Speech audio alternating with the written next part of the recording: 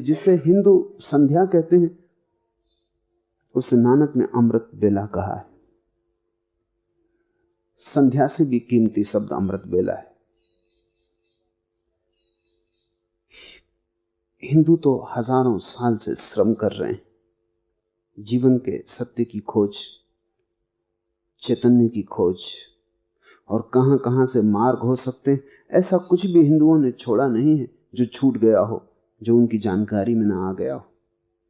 हजारों साल के बाद हिंदुओं को पता चला, धीरे धीरे उपनिषद उसकी चर्चा करते हैं कि 24 घंटे में 2 संध्या क्षण।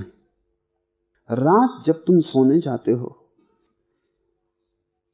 तो सोने और जागने के बीच एक क्षण ऐसा है जब ना तो तुम सोए होते हो और न जागे होते हो।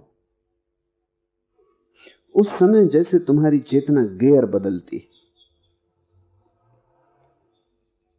अगर तुम कार चलाते हो तो तुम्हें पता है कि एक गियर से दूसरी गियर में गाड़ी डालते वक्त बीच को क्षण भर को गाड़ी न्यूट्रल गियर से गुजरती है। एक गियर से दूसरे गियर में जाते वक्त क्षण भर को गाड़ी किसी गियर में नहीं होती। नींद और जागरण 2 अवस्थाएं हैं, बिल्कुल अलग, एकदम अलग। जागे में तुम कुछ और थे, नींद में तुम बिल्कुल कुछ और हो जाते हो।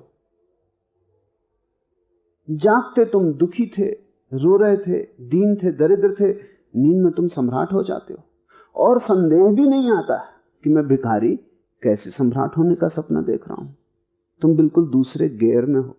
चेतना का बिल्कुल दूसरा तल है जिसका पहले तल से कोई संबंध न रह गया।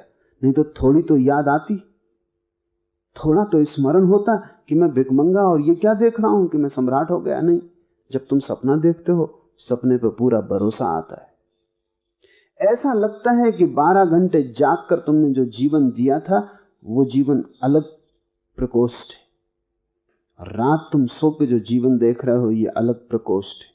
तुम दूसरी ही दुनिया में चले आए। दिन में तुम साधु थे, रात तुम असाधु हो, कि दिन में असाधु थे, रात साधु हो गए। संदेह भी पैदा नहीं होता। कभी तुम्हें सपने में संदेह पैदा हुआ है? अगर सपने में संदेह पैदा हो जाए तो सपना उसी वक्त टूट जाएगा, क्योंकि संदेह जागरण चेतना का हिस्सा है।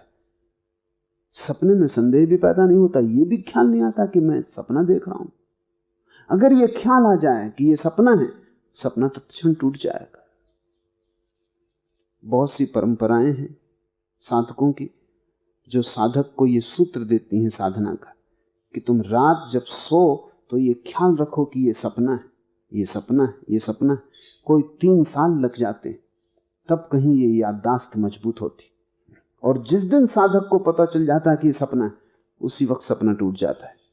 और न केवल एक सपना टूटता है, उसके बाद सपने आने बंद हो जाते, क्योंकि अब उसके गियर अलग अलग नहीं रहे, अब उसके प्रकोष्ठ इकट्ठे हो गए। अब वो सोया हुआ भी जागा हुआ है। यही तो कृष्ण कहते हैं कि योगी उस समय भी जागता जब तुम सोते हो। उसके जो 2 कमरे अलग अलग थे उसने बीच की दीवार हटा दी, दोनों कमरे एक हो गए। रात जब तुम नींद में उतरते हो, सोने से सुबह फिर तुम जागते हो, ये 2 घड़ियां हैं जब तुम्हारी चेतना बदलती है। एक क्षण को मध्य काल होता है, उसको हिंदू संध्या काल कहते हैं। उसी को नानक ने अमृत बेला कहा है। अमृत बेला इसलिए कहा है, संध्या काल तो वैज्ञानिक शब्द है। संध्या का अर्थ है मध्य का, न यहां का न वहां का, न इसका न उसका। उस संध्या काल में क्षण भर को तुम परमात्मा के निकटतम होते हो। इसलिए हिंदुओं की प्रार्थना संध्या काल का उपयोग करना चाहती है। उसी को नानक अमृत बेला कह रहे हैं। अमृत बेला और भी प्यारा शब्द है, क्योंकि उस क्षण तुम अमृत के करीब होते हो। शरीर तो मरण धर्मा है। शरीर के ही एक यंत्र से तुम जागते हो और शरीर के ही दूसरे यंत्र से तुम सोते हो। सब सपने शरीर के, सब जागना सोना शरीर का है। इस शरीर के पीछे तुम छिपे हो, जो न कभी सोता है न कभी जागता है, क्योंकि जो सोया ही नहीं वो जागेगा कैसे, न कभी सपने देखता है, क्योंकि सपने देखने के लिए सोना जरूरी है। इन शरीर की अवस्थाओं के पीछे छिपा है अमृत, जो न कभी पैदा होता और न कभी मरता है। अगर तुम संध्या काल को पकड़ने में समर्थ हो जाओ तो तुम्हें शरीर के भीतर छिपे हुए अशरीरी का पता चल जाएगा, दास के भीतर छिपे हुए साहब का पता चल जाएगा। तुम दोनों हो। अगर तुम शरीर को ही देखते हो तो दास हो, अगर शरीर के भीतर छिपे मालिक को देखते हो तो साहब हो। तो नानक कहते हैं बस एक ही काम करने योग्य है, मंदिरों में मांगने से कुछ ना होगा, पूजा अर्चना चढ़ाने से कुछ ना होगा, फूल पत्ते रखने से कुछ ना होगा, क्योंकि उसी को भेंट कर देने में कौन सी कुशलता है, कौन सी बड़ाई। एक ही करने जैसी प्रार्थना है, एक ही पूजा अर्चना है, और वो है अमृत बेला में सत्य नाम की महिमा का ध्यान करो।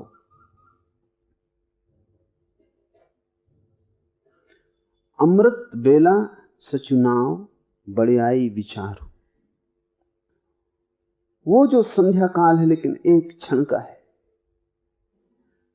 और तुम्हारा मन कभी भी वर्तमान में नहीं होता,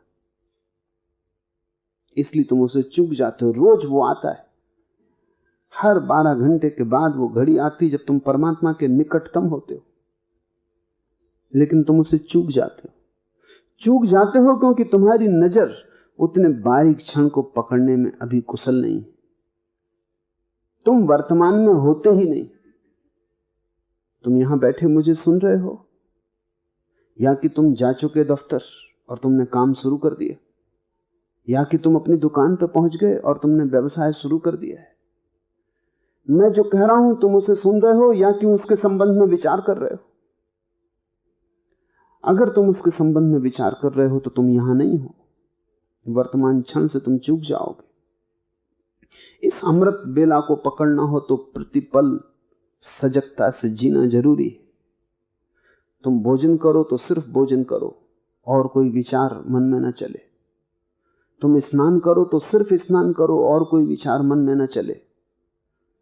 तुम दुकान जाओ तो दुकान ही रहे, और कोई विचार न चले। घर भूल जाए, घर आओ तो दुकान भूल जाए। तुम एक एक क्षण में जब जाओ तो पूरे वहां रहो, यहां वहां नहीं। तब धीरे धीरे तुम्हारी दृष्टि सूक्ष्म होगी और तुम वर्तमान क्षण को, प्रेजेंट मोमेंट को देखने में समर्थ हो पाओगे। इसके बाद ही अमृत बेला में तुम ध्यान कर सकोगे, क्योंकि वो तो बहुत बारीक क्षण है, एक झटके में बीत जाता है। तुम कुछ और सोचते रहते हो, वो उसी वक्त बीत जाता है। सोने के पहले पड़े रहो बिस्तर पर, सब तरह से मन को शांत कर लो, विचार यहां वहां न ले जा रहे हो, नहीं तो जब क्षण आएगा तब तुम वहां मौजूद न रहोगे, तुम किसी चिंता विचार में खोए हो। सब तरह से अपने को शांत कर लो, मन बिल्कुल सूना हो जाए, वहां कोई विचार न घूमता हो, कोई बादल न घूमता हो, नील गगन जैसा हो जाए मन, खाली सूना। और देखते रहो, क्योंकि खाली सूना होने के साथ खतरा है कि तुम सो जाओ। देखते रहो भीतर क्या घट रहा है। बराबर तुम एक खटके की आवाज सुनोगे, जैसे गेयर बदल रहा है, पर गेयर बहुत सूक्ष्म है, अगर विचार चल रहे हैं तो तुम सुन ही ना पाओगे। बराबर तुम देखोगे कि जैसे रात दिन में बदल रही है, दिन रात में बदल रहा है, सोना नींद बन रहा है, नींद जागना बन रही, और तुम दोनों से अलग देखने वाले हो। वो देखने वाला ही अमृत है। तुम देखोगे अपने भीतर, जागरण गया इस द्वार से, निद्रा आई। तुम सुबह पाओगे नींद गई, जागरण आया। और जब तुम नींद और जागरण दोनों को देख सकोगे, तुम दोनों से अलग हो गए, तुम दृष्टा हो गए। यही अमृत क्षण है।